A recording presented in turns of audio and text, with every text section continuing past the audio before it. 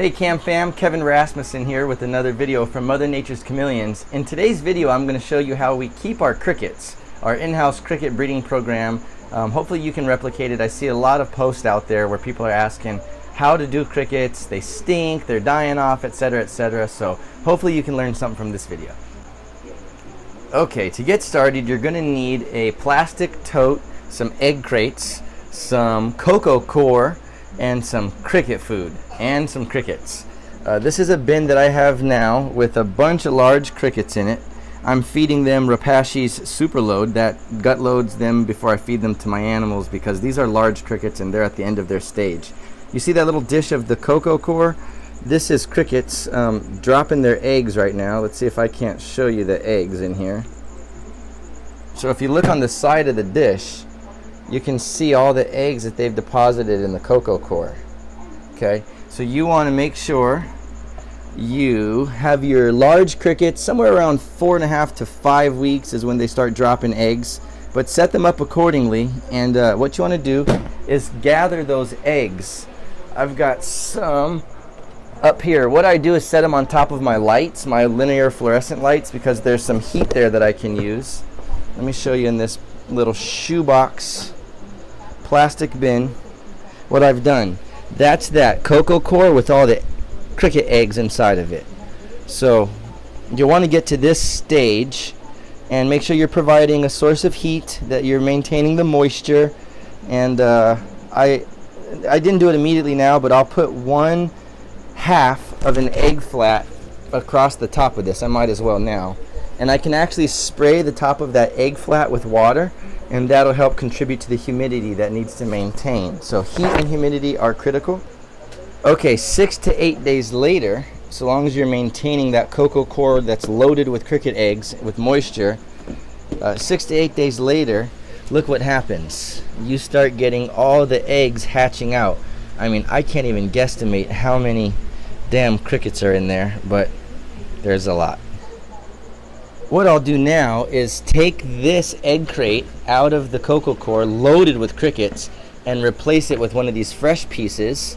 The crickets will naturally distribute, and I'll come back in here again later on to collect the rest of the hatching crickets that will now jump all over this egg crate. As you can see, they're already starting. It happens fast.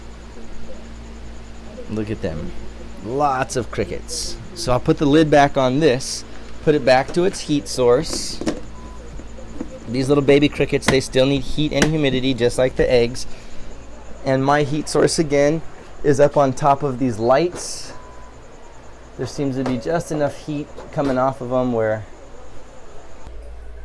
Next, you're going to need cricket food. And what I use is chicken feed. Here's my blender. I'm going to go ahead and put that in high speed until I get a nice powdered consistency of this chicken feed.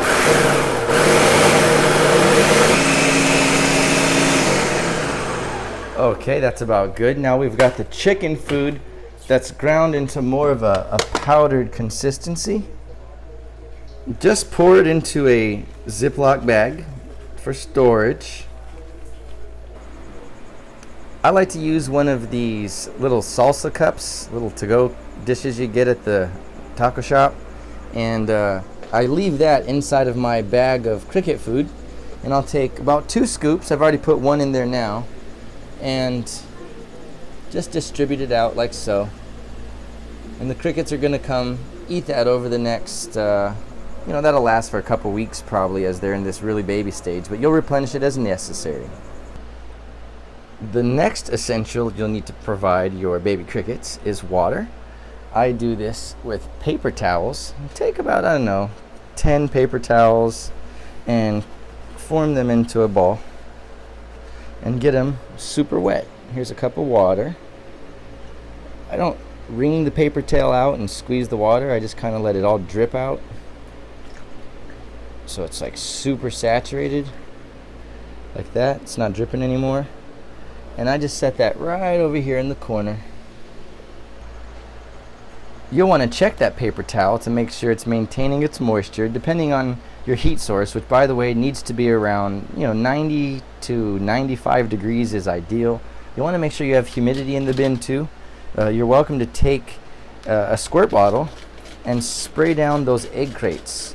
Don't spray the crickets too much because you will drown them, but just add some additional humidity by having some damp, not super wet, just a damp egg crate. And then put the lid on.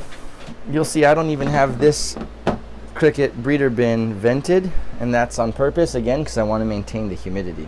So I hope this has taught you something about breeding and raising crickets. Any questions, feel free to reach out to me either in the comment section or through private message. Cheers.